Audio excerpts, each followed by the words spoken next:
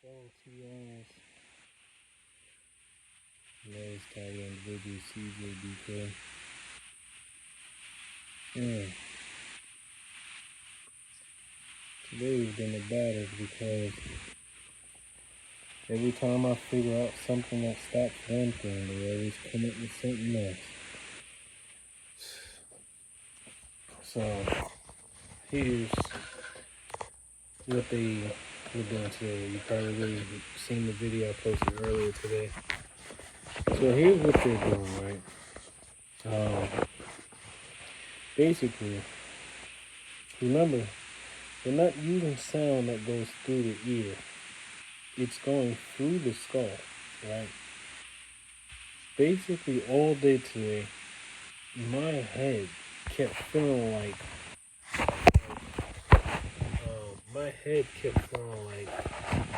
it's literally about to, I guess, cave in, or not even really cave in, almost as if like it's about to explode on the inside. Like, and I've seen this weapon demonstrated before.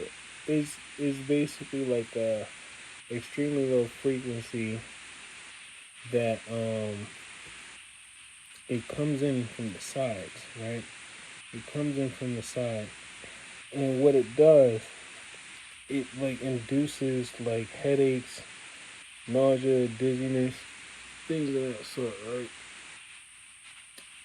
You know, pretty much similar to what the Havana syndrome victims are going through, right? It's happening right now.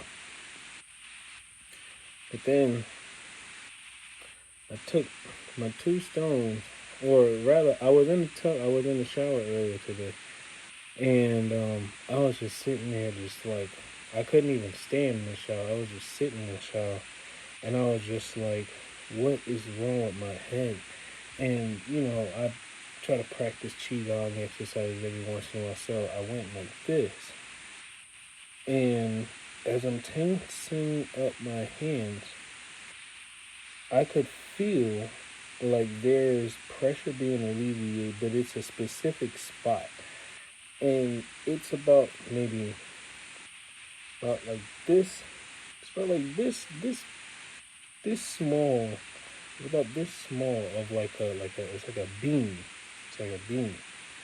And when I move my hand into a specific position simultaneously, I could pause at one spot, and then I could feel the pressure alleviate, right?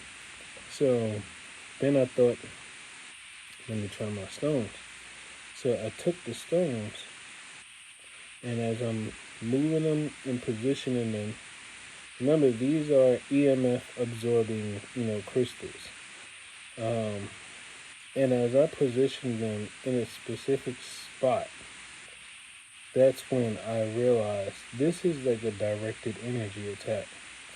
Because when I hold them into this spot, I don't feel that same pressure in my head anymore.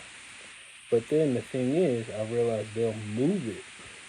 They'll move it around, like their beam or whatever. They'll move that around and try to reposition it so that the stones aren't blocking it anymore. So that's that. And my mom, she's still not feeling any better, and she doesn't usually take long to get over a cold, because she's relatively healthy, she does a lot of herbal stuff, a lot of teas, a lot of roots and things of that sort. And I'm trying to see if I can do whatever I can to try to see if I could take care of her, but they're also attacking me at the same time. So it's hard. It's like really hard. I'm trying to keep myself together so I can take care of her. But they're basically attacking us both at the same time. All these gang stalkers and secret society people. I mean, so far I probably count at least over a few thousand, that's, basically in New York City alone. You just by the presence of a person's aura or their vibe, I can literally feel who's a part of it and who's not. Because, for whatever reason, um, I'm an empath, and it's not that hard to tell. Because, people who have nefarious mindsets, you always get a negative feeling around that person. You always feel that energy, and that energy is very off-putting. So yeah, and as much as I try to see if I could, help my mother understand this technology stuff, my mom, she's like 73 years old. Her birthday is tomorrow on top of that too. And it's a shame. It's truly a shame that these people are doing this to not just me, but they're also attacking her. And then the pettiness of it all is the electronic handler, this 20-something-year-old dude out in the Bronx. His whole thing was he was talking about people. Since when do you know what? Crazy people do crazy things. Because it's like, why would you torture someone for something you? First of all, his statement, he's talking about people. The fact that he says it like he be talking about people, I was like, okay, I know he's black. Well, I've already seen him. His mom actually lived right down the hall from me when I was living out on Boone Avenue. So, and I'm just thinking to myself, like, they basically have the frequencies and everything on lock. They have everything.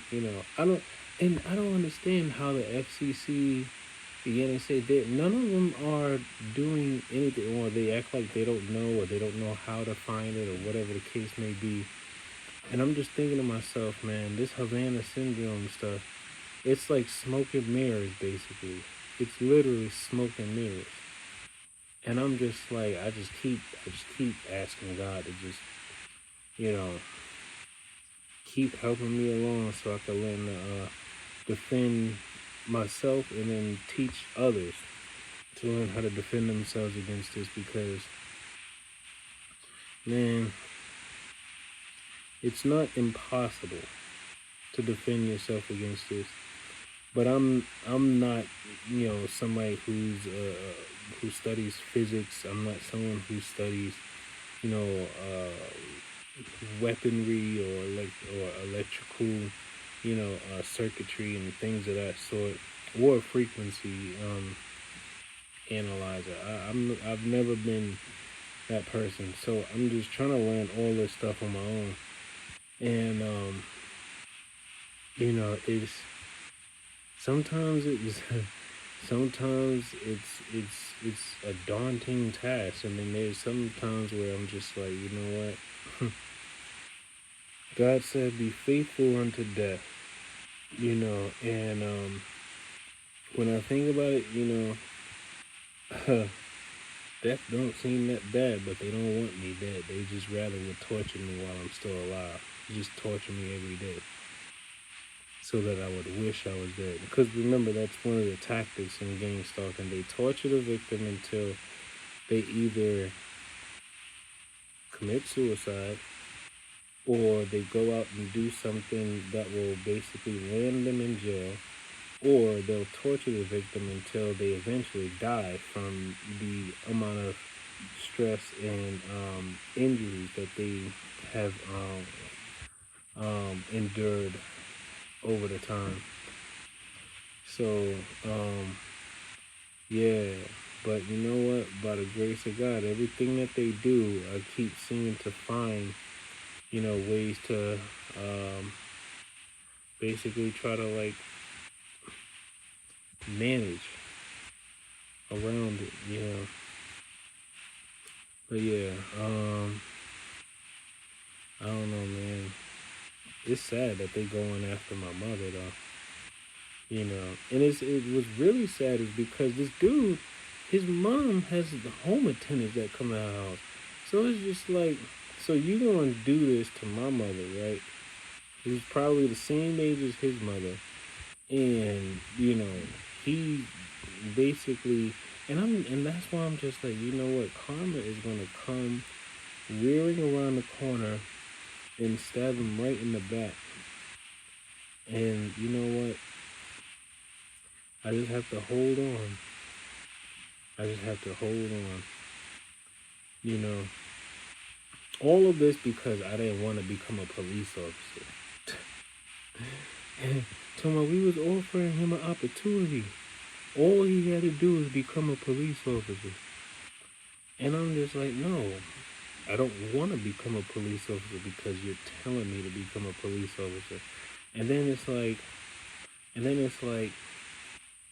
when I think about the possible ramifications of someone who's being remote neural monitored joining the police force, that means I'm exposing every single cop that's probably working within that facility to someone who's basically watching everything that they do, every case, every debrief, everything. So I was just like, hell no, I'm not joining no police officer. I'm joining no police force. And it's the most. I can't believe there's really people in the world that's like this. That's the sad part. But you know what? At the end of the day, I actually can. And man, I was really thinking the whole time I'm thinking I'm sick, but I'm like, I don't really feel sick. I just feel like it's something else. Because I was like, I don't feel sick. It's not that I have a loss of appetite or anything like that. But then I come to find out that this is all just side effects of directed energy. All of this is just signs of directed energy. And now they just hit me with some type of high-pitched frequency tone in my left ear. Just now. I wish you could hear it. So, I don't know. I'm going to just keep on praying and keep doing what I'm doing. And keep looking out for my mother, because she was supposed to get access to Rod today, but she said they stood her up. I'm like, that was probably a part of the gang stalking at that too. And she said she could barely walk. And I'm just like, I'm pretty sure that's them behind it. Look, they're still trying to see, and they just keep on doing it. They keep doing it.